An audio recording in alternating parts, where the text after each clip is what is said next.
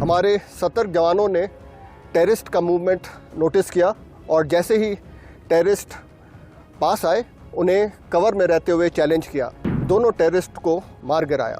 ये दोनों टेररिस्ट बहुत ही खूंखार टेररिस्ट थे। इन्होंने भारतीय सेना के कैंप पे अटैक किया था। कई नॉन लोकल्स की किलिंग में शामिल रहे। इन दोनों टेररिस्ट के मारे जाने से एलईटी और पैफ को एक बहुत बड़ा धक्का लगा है। सर्वप्रथम मैं भारतीय सेना और जम्मू एंड कश्मीर पुलिस के बहादुर जवानों को मुबारकबाद देना चाहूँगा, जिन्होंने ऑपरेशन हल्कन गली में बहुत ही बहादुरी से एक सक्सेसफुल ऑपरेशन को दुर्बर इलाके में अंजाम दिया।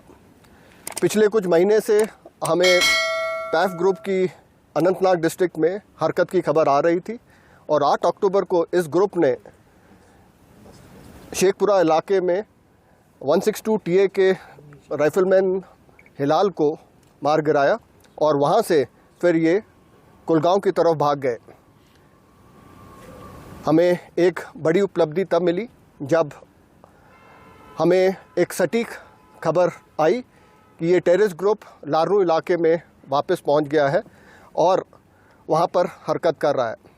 इस खबर पे भारतीय सेना और जम्मू एंड कश्मीर पुलिस ने मिलकर एक जॉइंट प्लान बनाया और ऑपरेशन हल्कन गली को लॉन्च किया, जिसमें भारतीय सेना की 19 राष्ट्रीय rifles, 1 para special forces, 7 para special forces और जम्मू एंड कश्मीर पुलिस ने एक साथ ऑपरेशन को अंजाम दिया। हल्कन गली पे हमारे सतर्क जवानों ने टेररिस्ट का मूवमेंट नोटिस किया और जैसे ही टेररिस्ट पास आए उन्हें कवर में रहते हुए चैलेंज किया। टेररिस्ट ने अंधाधुंध फायर शुरू कर दिया और हमारे सतर्क जवानों ने बहुत ही बहादुरी और संयम से इस ऑपरेशन को अंजाम दिया और इसमें दोनों टेररिस्ट को मार गिराया।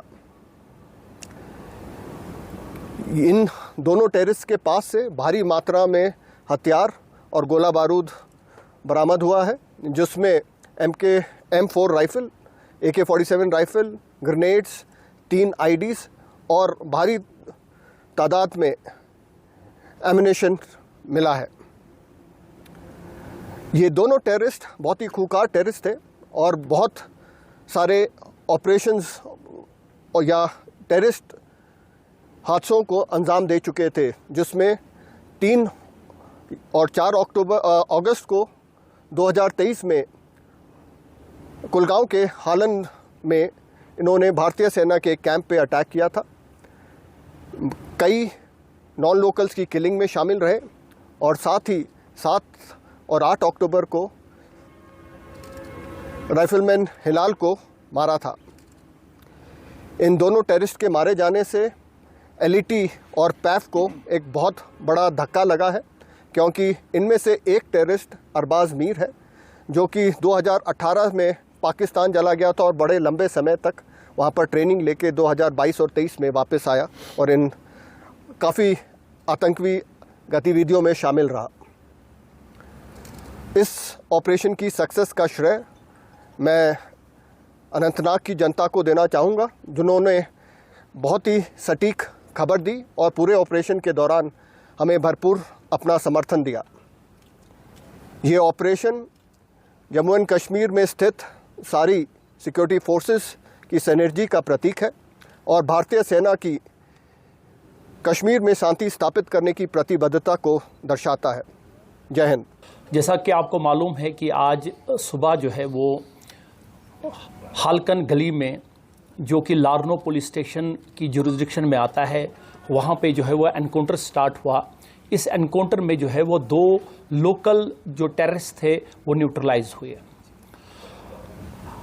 जहाँ तक इस ऑपरेशन का सवाल है, मैं आपको बताता चलूँ कि ये ऑपरेशन जो है वो इसके पीछे जो है वो जम्मू एंड कश्मीर पुलिस और आर्मी जो है वो के जवानों ने सुबह आज जो है वो इलाके का मुहासरा किया, जहाँ पे हमें जो है वो ये खबर मिली थी कि यहाँ जो है टेररिस्ट की मूवमेंट जो है इस एरिया में हो रही है।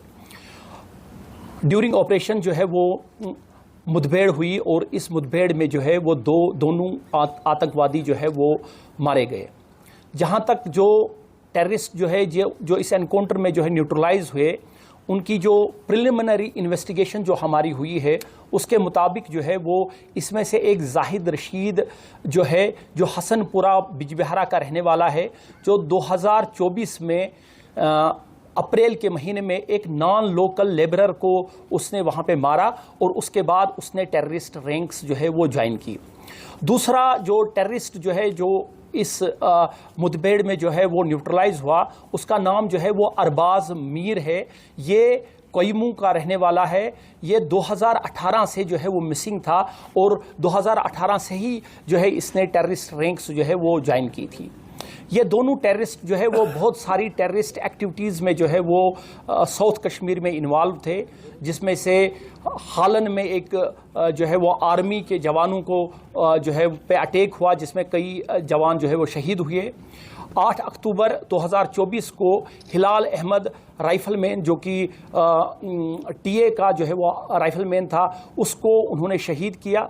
उसके बाद ही जो है वो उनकी मूवमेंट पे जो है वो हमारी जो है वो नज़र थी और आज जो है वो एनकाउंटर जो है वो इसमें दोनों न्यूट्रलाइज हुए।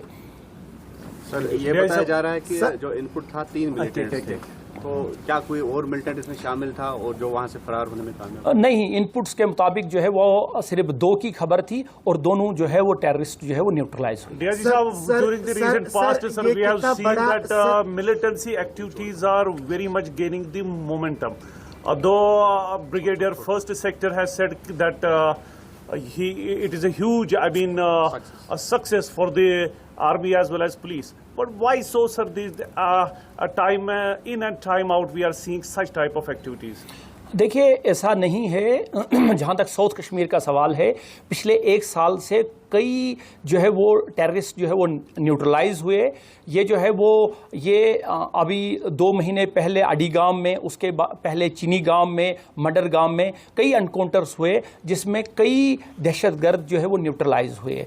दहशतगर्द जो है वो कोशिश कर रहे हैं कि यहाँ का माहौल ख़राब करें, लेकिन सिक्योरिटी एजेंसीज जो है वो बिल्कुल सतर्क हैं और जो है वो कोई भी डिज़ाइन जो है टेररिस्ट का जो है वो हम नाकाम करने के लिए यहाँ पे जो है वो बिल्कुल तैयार है। सर, कम समय में ये ऑपरेशन समाप्त हुआ है जिसमें 2 टेररिस्ट जो है वो मारे गए हैं। कितनी बड़ी सफलता मानते हैं आप ये सिक्योरिटी फोर्सेस के लिए, Jammu Kashmir police, Indian army के लिए? देखिए, पहले ही हमने बताया कि ये टॉप जो है वो रैंकिंग टेररिस्ट थे और इनकी जो एक्टिविटीज़ जो है वो पूरे साउथ कश्मीर में थी और इनकी जो इन्वॉल्वमेंट थी बहुत सारे टेररिस्ट एक्टिविटीज़ में थी।